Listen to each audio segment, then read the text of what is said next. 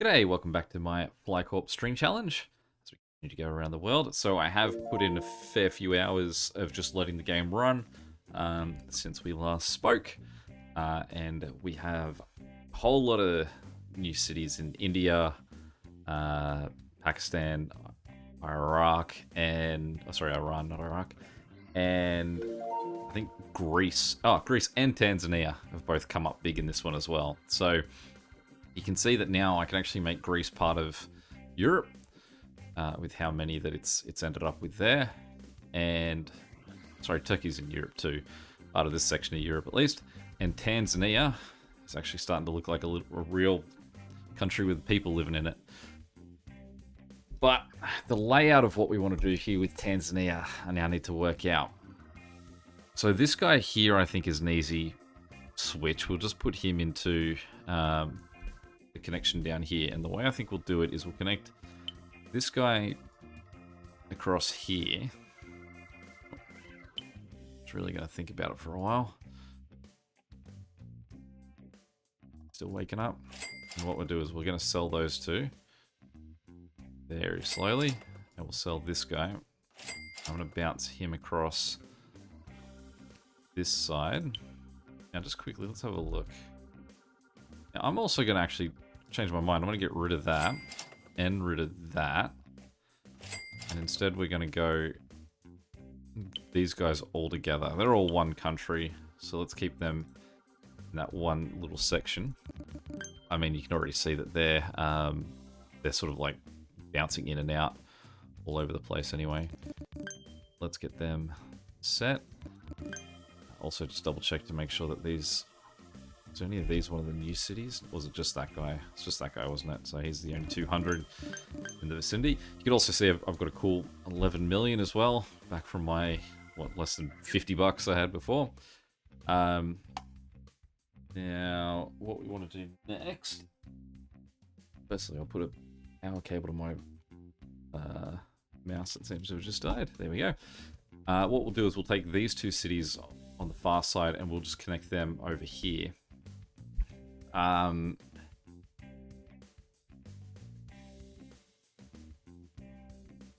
so I think that what we then want to do is... I think we'll get rid of that tiny little route there. We'll take this part of Tanzania, connect it this side.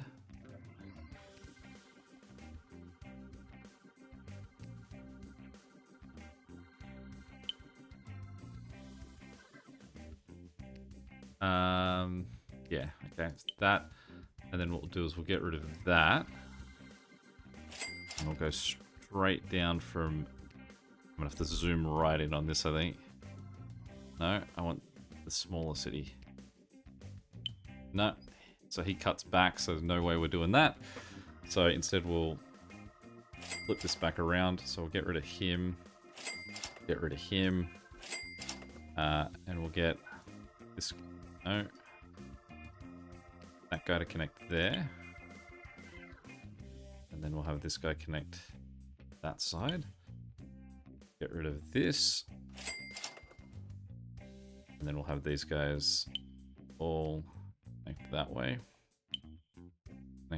Alright, so obviously he's starting to struggle anyway because of the size of the plane that attached to him. We've just got to make sure we upgrade the size of these two cities.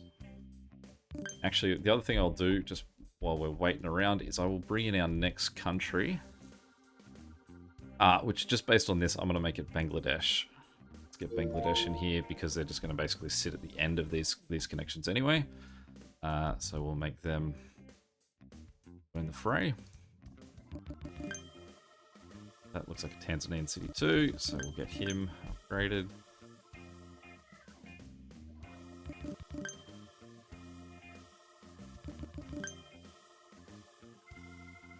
There we go. Okay, so that little bit there is now done. So from here, we end up with this one. I think that what we want to do is we'll go straight up to Dodoma. Hopefully I'm pronouncing that correctly. We'll get rid of that route. And then we'll bounce these guys Across there. And up. And across. And then up. Okay, so the next thing that we want to check as well is we'll just make sure that these guys are upgraded. It is a really interesting thing too to watch this game sit there and play for hours on end.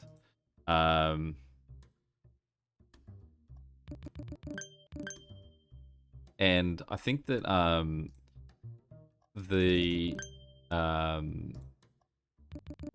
because what I've noticed happens is that when you leave it, right? I've had it that you leave it, and I found this was also a really handy way. If you were ever trying to play this game and you just want it to run like what you've seen I've done, the phone app for Steam is so good. So all I was doing is I was going to work, and I was leaving my computer on at home. I was putting my phone on my desk at work, and I was connecting my phone to a power cable, and then I was just running Flight Corp, because all I had to do was every 10 minutes I'd notice a huge white screen would pop up, and it would say like a yes/no question, and I got in the habits of which ones I want to be saying yes to, which ones I want to be saying no to, and then just through the day I could just say yes, no, and eventually get through it.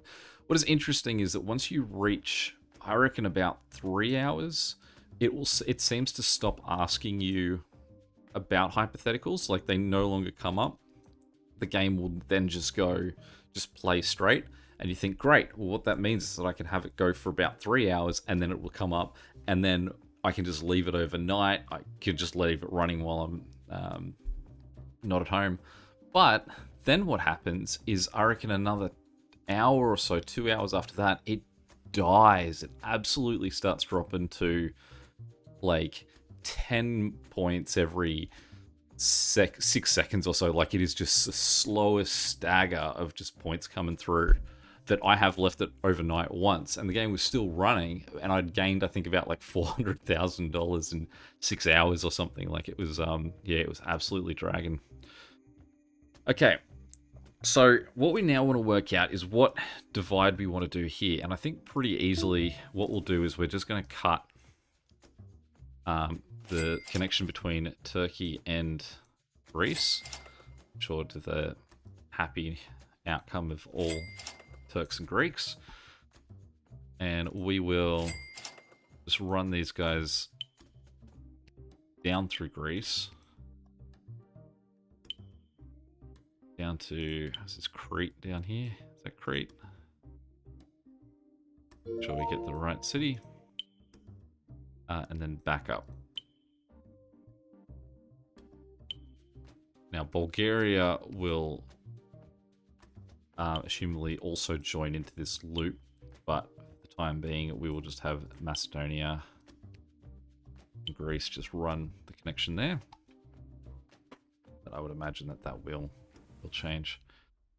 Alright, so the next thing we want to do is just make sure we've got all of these at a party size.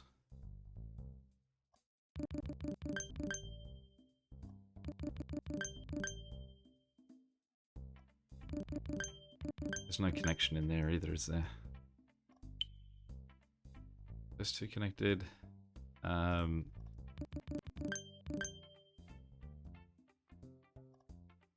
already done, so it's Athens. That guy should already be done too, yep. And that guy. Alright, cool. So we will upgrade all the planes in here as well, even if I'd expect that they will get have to be refit at some point, because Bulgaria is going to, I mean, probably just knock out that one route. But the key thing is that Europe is the central point of my line, so we don't want to have that running horrifically slow for while we wait for Bulgaria.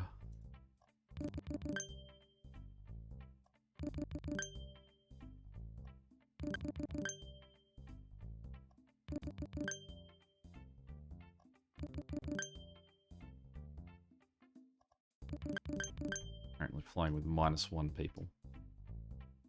Alright, it's Turkey. Now, Turkey's a little bit clearer as well. Like, once you've got enough cities, you can really sort of make out a path that you're going to do anyway. Iran's a bit of a question mark, though, because you can see we've got this sort of southern line that we could follow. then we also have to get across the north too. Yeah, we're gonna have to think about how to cross Iran. Potentially, we could add these 4 cities just into what Iraq's got going on here, but we'd still have to, like, that would still leave us with cities here, cities there, and cities along the bottom, which are all very spread.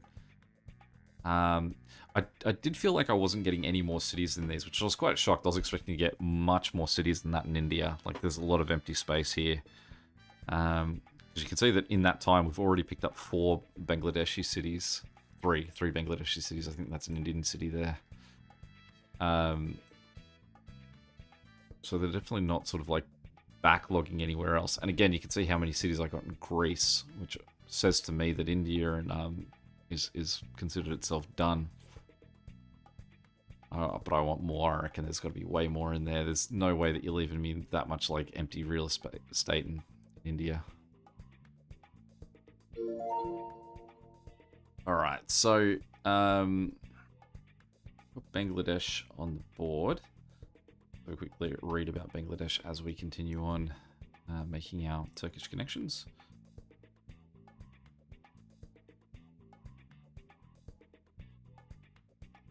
Right, so we want to go cut that one. We'll drop down. Okay, so officially the People's Republic of Bangladesh. Why are you so red? For actual reasons, I assume we're going to see green planes leaving from both directions off that guy. Could also be because that's only a 25-seater plane, so you're getting stuck. Okay. 8th most populous country in the world with a population exceeding 165 million in an area of 148,000 square kilometers. So there's more than 1 million people per 1,000 square kilometers. Bangladesh. Bangladesh is among the most densely populated countries in the world. It shares land borders with India to the west, northeast, and Myanmar to the south. And south, it has a coastline along the Bay of Bengal. Alright, so we'll drop under to get to roads. Now, where do we want to put this guy in the middle? Afyon. I wonder if that K is Yonk or if it's the start of Kara. Afyon Kara Hizar. Hafron Kara Hizar. Okay. Well, I think that we possibly want to go these two connected, disconnect those ones. This. Then we've also got this guy at the top.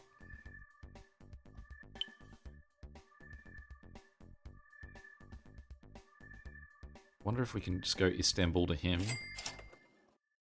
Cool. That route doesn't, as long as those two routes don't crisscross. Beautiful. Okay, then what we want to do is we'll get rid of that one. That's a great word. Trabzon. Sounds so made up. It's like you're describing a shape that you've never seen before. The Trabzon.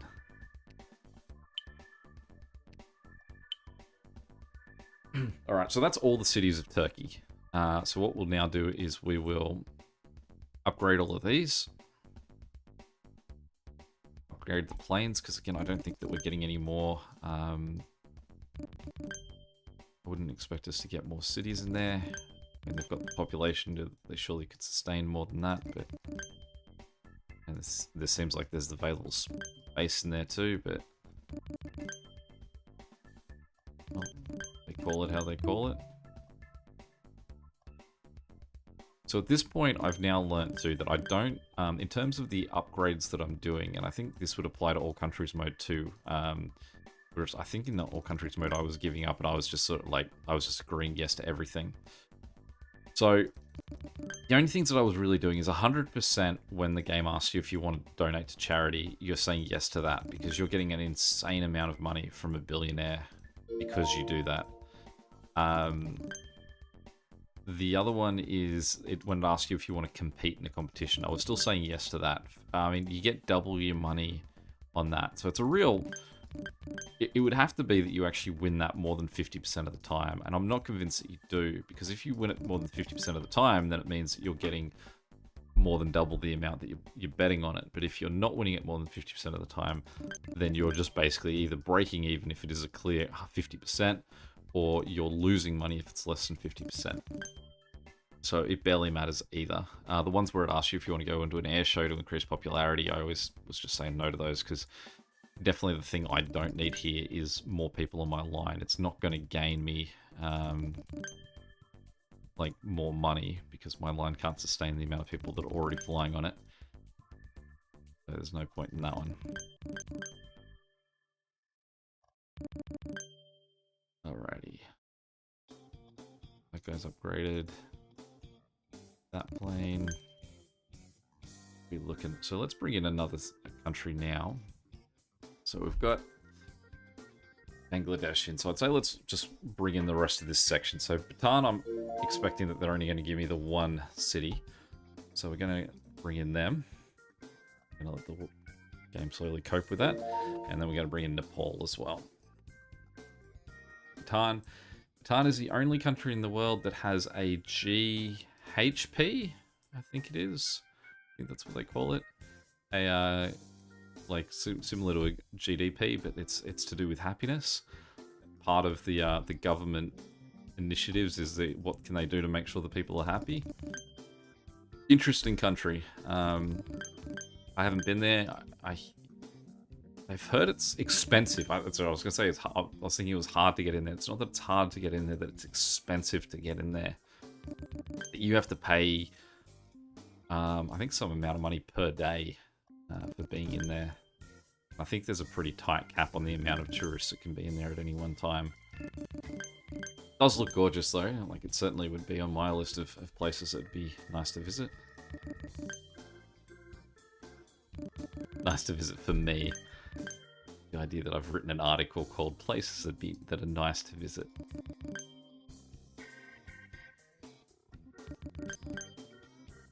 So let's learn about it. Quick view of our new countries. So Bhutan is officially the Kingdom of Bhutan, landlocked country in the eastern Himalayas. Bhutan is known as Drokyul, or Land of the Thunder Dragon. Country has a population of over 788,000, and a territory of 38,000 square kilometers. Ranks 133rd in terms of land area and 160th in population. Constitutional monarchy with Vajrayana Buddhism as the state religion. Has a very pretty flag too, orange and yellow, with a dragon on it.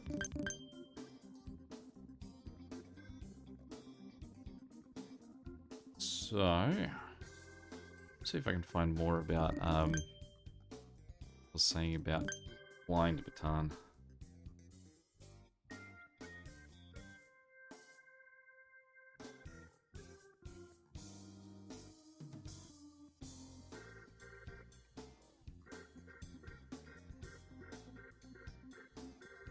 Okay.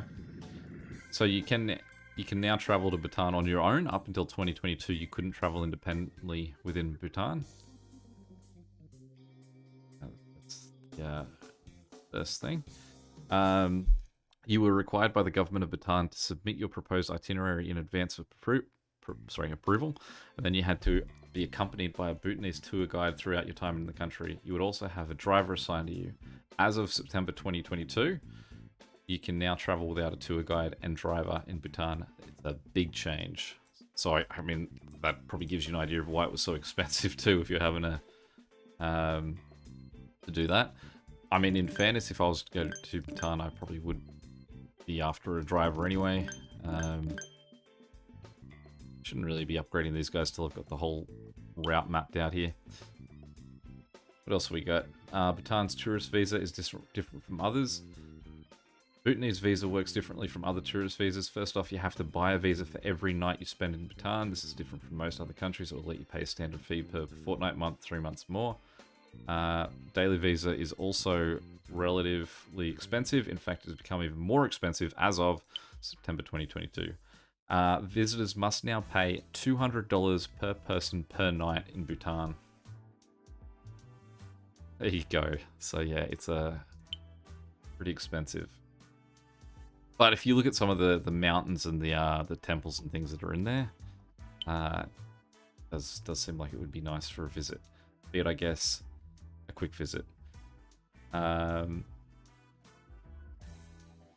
else have we got? Offer the micro sims. You can get altitude sickness. Place names can be confusing. Let's read about this. Why can place names be confusing in Bhutan? Bhutan's district and town names can be pretty confusing for anyone unfamiliar with the country. The important thing to note here is that most of the capitals of Bhutan's 20 districts have the same name as their district. So the capital of Panaka district is Panaka, for instance, and the capital of Thimphu district is Thimphu. The capital of Paro district is, you guessed it, Paro. To make matters worse, districts are often referred to without the word district, so if someone speaks of Paro, you need to look for the context and ask for clarity to determine if they're talking about the district or its capital. Good luck to you. So that's our quick little look at Bhutan. There's a temple, I think. There's a really famous shot, I think, of a mountainside with a temple almost like seemingly growing out of the side of the mountain, that if you saw that, you'd go, right, I know. I've seen that before. Okay, so let's think about our route here before we look at Nepal. So if we go to Guazvin from here, we could hit Tehran, and then we could go down here. Alternatively, what we could do is we could try jumping. We could do this weird route where we go to Sari to Gorgon, and then to Tehran. Now we're going to need this route to bend the right way. It's going to have to bend down as opposed to up. No, doesn't, so we can't have that one. That's I consider that crisscross that we can't abide. Now that would mean that we could possibly get. I'm considering that what we could possibly do is we connect this guy to Sabziva, and then he comes back to Tehran, and then Mashhad actually connects to these guys over here. Even though these two are so close, I actually think that they're like this guy. If we went from Heret to Sabziva and then to Mashhad and here, this flight here is almost as long as this flight here. So there's no point in doing that. Possibly Turkmenistan can fit all the way in the inside of this, and at which point these two can be sort of rejoined together. All right, come on, Quam. Yeah, there we go. So not running over to Iran. So then we can sort of slowly, as the game just, I guess there's so many people that are suddenly being allowed to sort of travel in the network. This is freaking it out. So you could say that it would be easy to connect these two to here, but I think that because we're so close anyway with our Iranian connection, that we may as well utilize them staying within Iran. If I still haven't figured out if this game does actually have more, like, countries will try and fly people within their own country. It's a bit hard to gauge because they're the flights that you don't see sticking around for very often. Like if I click on Najaf here, it's probably going to be more likely I'm going to see like people trying to get to Los Angeles and Montreal because they're the ones that have been like they're starting to really add up. Okay, so once we get to Farsa here, where do we want to head? So I think this point maybe what we want to do is we go up to Kerman. And then this guy, we actually drop to the south. So we'll get rid of that guy. Because this flight here is similar length. So is this one down here. It's not really becoming the longest flight in this Middle Eastern region. And it means for anyone who's trying to travel from the UAE to Iran, you could eventually just sort of skip over. I mean, you'd then have to take a... I don't know, you'd have to walk to one of these other cities, which does look like quite a hike.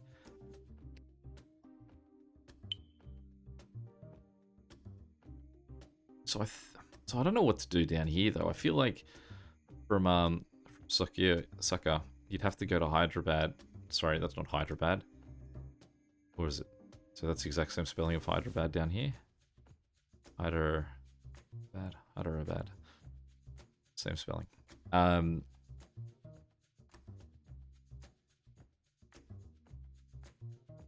Do we swing down, or do we sort of just have those guys consume that way?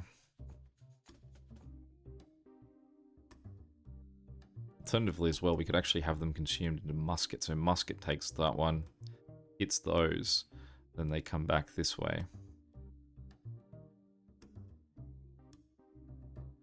Either way, I don't think that they're our next target. We're going to head north from here. Just sort of sticking Iran. Bounce that way. Sorry, while we're doing this as well, we've got one more guy to look at. A country that I have been to, Nepal. Very briefly.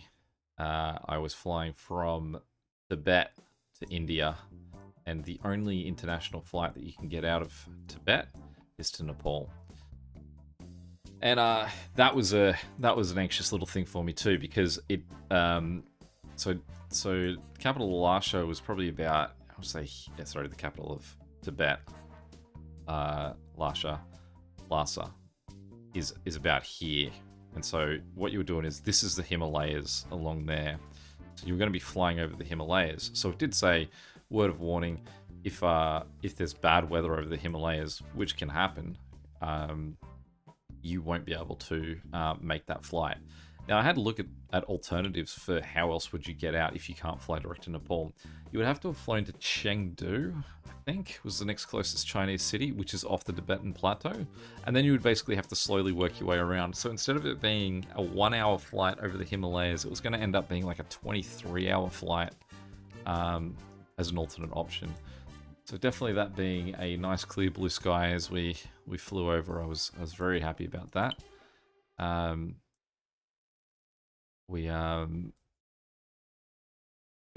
incredible seeing Mount Everest from the air. So we had obviously we were in Tibet, we had gone and seen it on the ground, but then getting to go and see it's like when you're flying along in this cloud cover on the ground and you're looking at mountains and you think, oh, that could be it, that might be it, there's some mountain sort of just piercing through, and then you see it and it isn't just piercing through the clouds, it is just like, even the picture I took of it, I don't feel like captures how amazing it was of a thing to see. But also is the only time I think I've ever been on a plane where they warn you that something's coming up like that. Like that there is something to see out the window, but please stay on the side of the plane that you're on, because otherwise if everyone surges to that one side, there could be problems. Alright, so we've gotten the top of Afghanistan along here. I think that we're sort of going to run down the top of Pakistan here and then go back into Afghanistan. I mean, this sort of group here, you could sort of book in there too, but we'll sort of incorporate both together.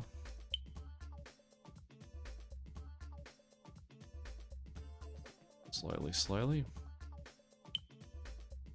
I wish I could also tell the game to stop telling me the breaking news of these, because I think that they also contribute to the game running slow. I've seen the game really lag up just as that banner comes up. So I think it, for some reason, is wasn't grief. So let's have a look at what we've got. Do I want to then just... Or do I actually want to go back here and sort of try and knock out all of these cities as we move across? Might be worthwhile. So maybe let's get rid of that one. let's jump straight down into India. Then across to Islamabad. I don't think I realized that the capital of Pakistan was so far north.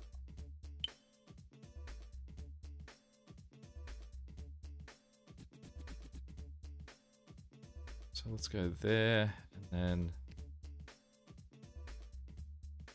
Whoop.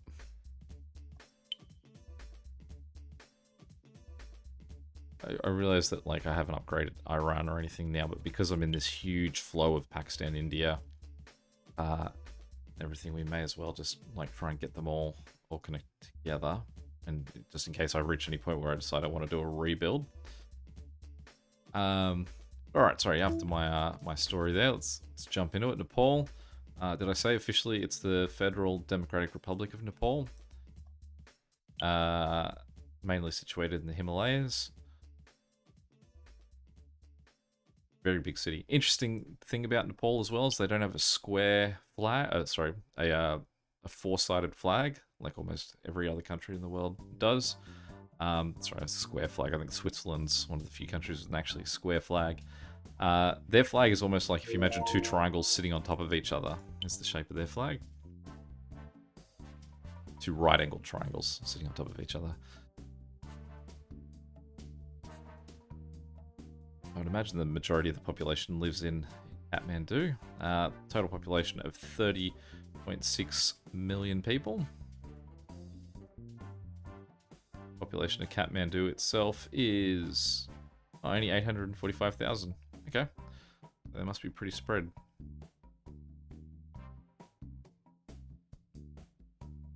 I think it's an open border between India and Nepal as well, so they're pretty chummy allies, or neighbors, those two. So I think we want to work our way through these four. Connect, connect, connect. No, those are very odd.